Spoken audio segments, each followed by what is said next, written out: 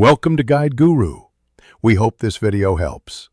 You begin by preparing the phone and your PC. Enable developer options and turn on USB debugging so ADB can communicate.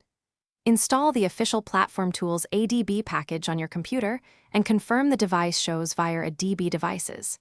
Make sure the battery is above 50% and use a reliable USB cable. Unstable power or connection will interrupt the process. Once done, you'll grant the temporary ADB session permission on the phone so commands can run. This step authorizes you to alter apps safely. Next, identify system packages you want to remove. Run a DB shell PM list packages S or filter by vendor keywords to locate names. Once you have a package name, test by disabling it for the primary user with PM disable user 0 package name. This simulates removal without writing permanent changes.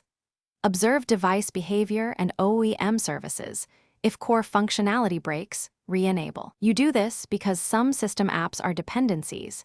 Disable first prevents accidental boot failures and gives you a safe rollback option.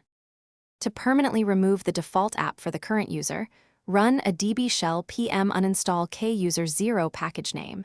This removes user data and hides the package without modifying the system partition. After uninstalling, reboot and verify normal operation. If something breaks, immediately re-enable with PM enable package name or restore from an Android or factory backup. If the app persists, a factory image flash or rooting and system modification is required. Keep one troubleshooting tip in mind. Always have a backup and recovery method before. Thanks for watching. Consider subscribing if we helped you today.